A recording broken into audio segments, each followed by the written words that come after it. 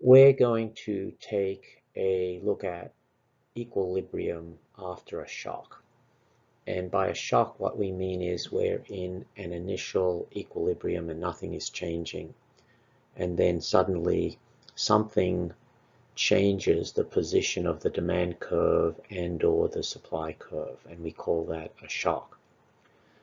So unless there's a shock to either demand or supply, we'll stay at the same equilibrium forever. So let's think about a really simple example of a shock. A demand shock might be something like we're in a period of regular summer weather and then suddenly it becomes very hot. And if the weather becomes very hot, that's going to affect people's preferences for purchasing some sorts of goods. So if it becomes very hot, people start buying more ice cream. If the price of ice cream was determined in a flexible market, then the price of ice cream would go up and the quantity purchased and supplied would also go up. And you can see that by imagining the demand curve moving to the right and then stopping. You look at where the new equilibrium is located, and in the example I just gave, the equilibrium would have a higher price for ice cream and a higher level of quantity bought and sold. Now, shocks can also affect the supply side as well. So you can have a demand shock or a supply shock or both.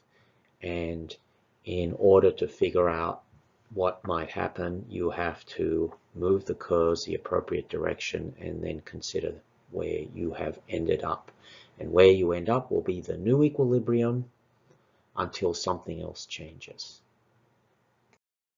So suppose we start out in equilibrium, nothing is changing. We can then have a shock to demand or a shock to supply or shocks to both demand and supply.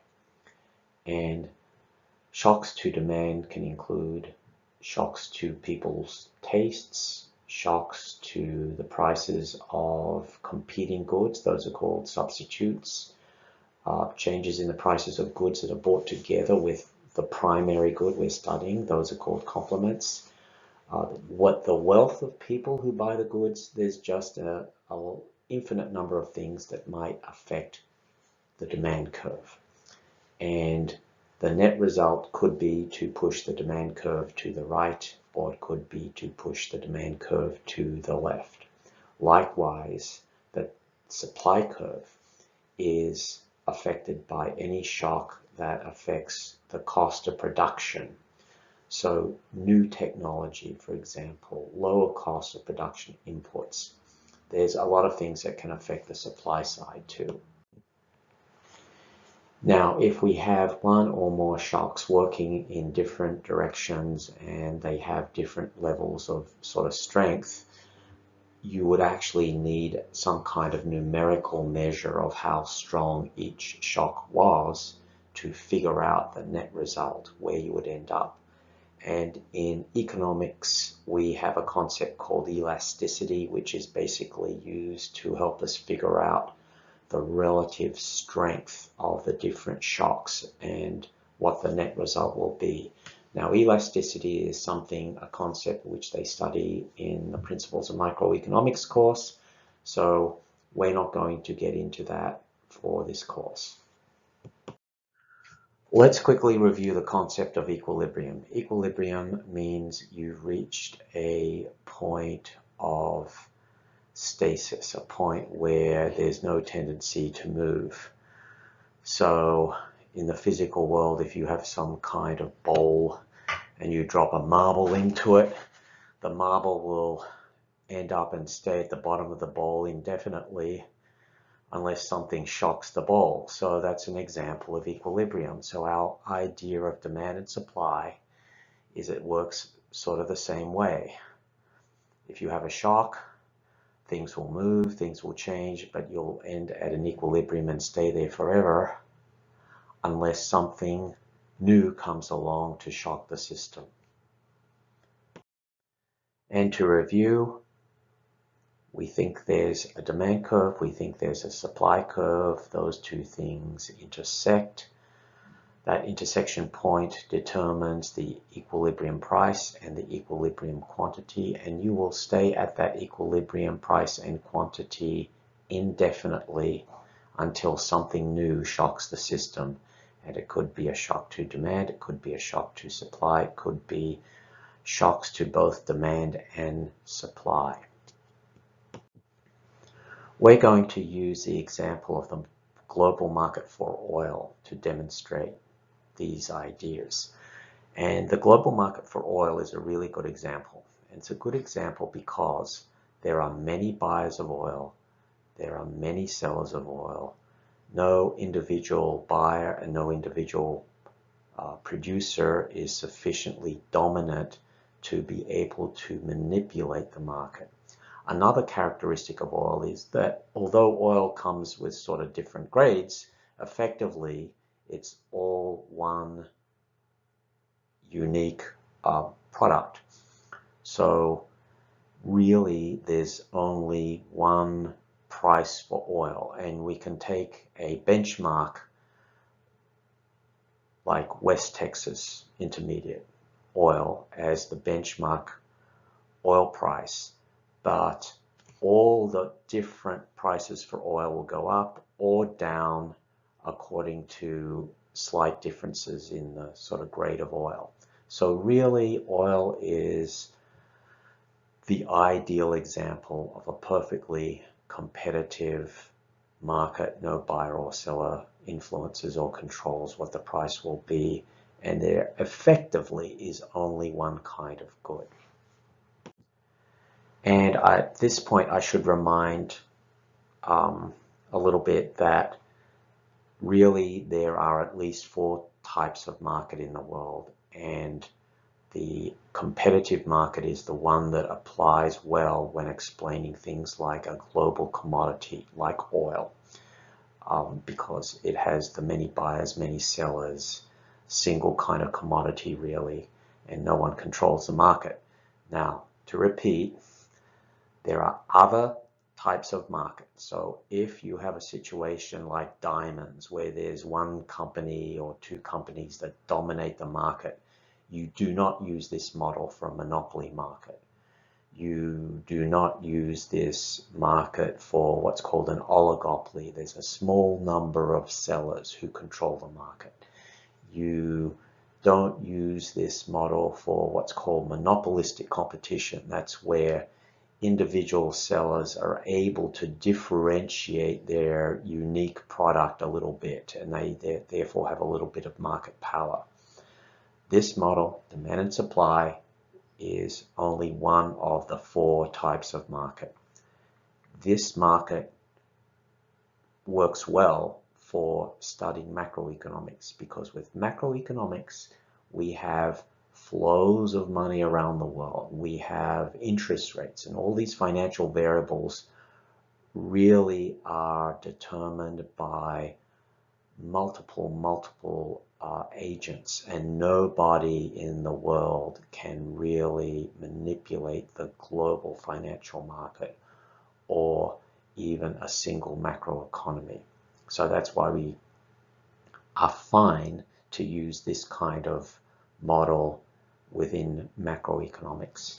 In microeconomics, they have to go beyond the perfect competition model, and they have to allow for other kinds of situations that we don't deal with in macroeconomics.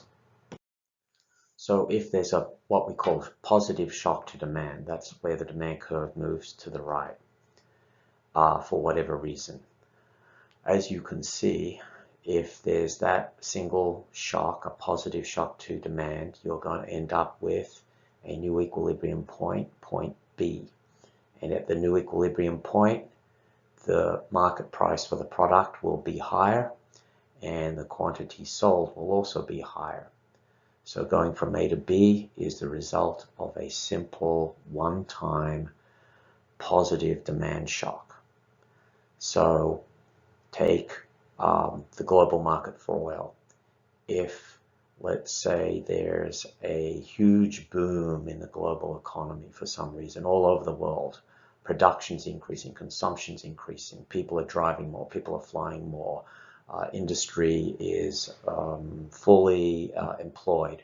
That's going to, everything else equal, increase the demand for oil.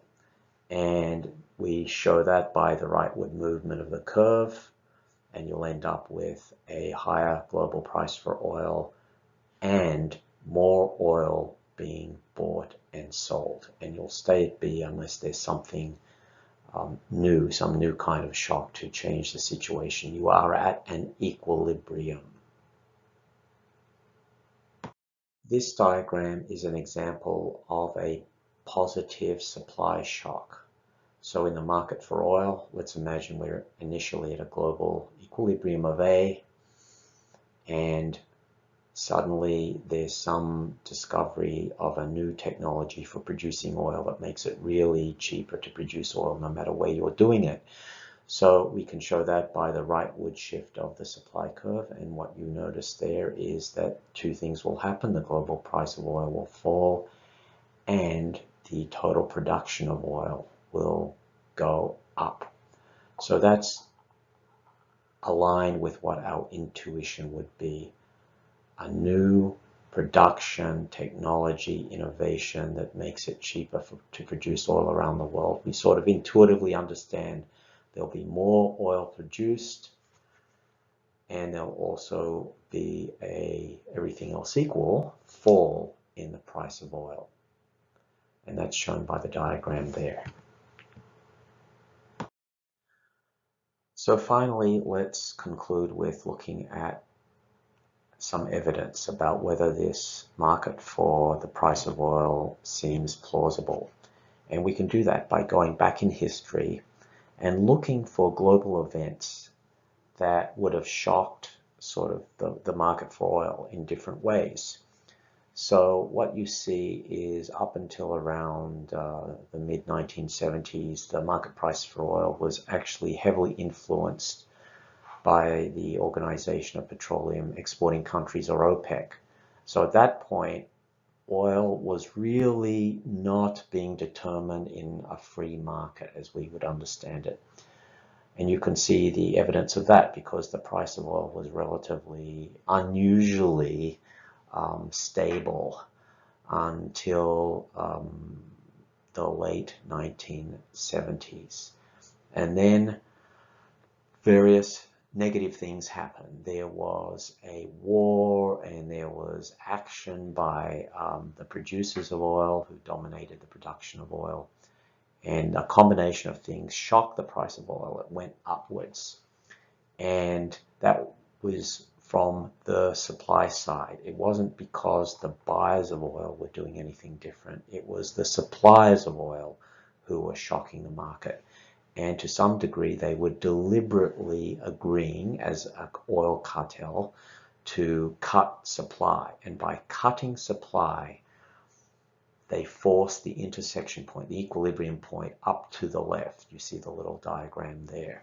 So a combination of war and a combination of action by this cartel of oil price producers shifted the world price of oil upwards. Now, after that point, OPEC became less coordinated. The group became less cohesive. So after 1975, things started to change, and you can see that the price of oil now becomes more variable. So that's an indication that OPEC was losing its dominant sort of monopoly kind of power position. And so what you see is a sort of jagged behavior up until around 1980, and then there was another war, the Iran-Iraq War, and that also negatively affected supply. And so, as you would expect, if supply contracts, everything else equal, the market price for oil will go up, and indeed went up very drastically, because if you have a war in the Middle East where there's such a huge supply of oil, you expect it to matter. So the demand curve and supply curve diagram is representing the shocks to the system that caused the price of oil to go up. Now, after the Iran-Iraq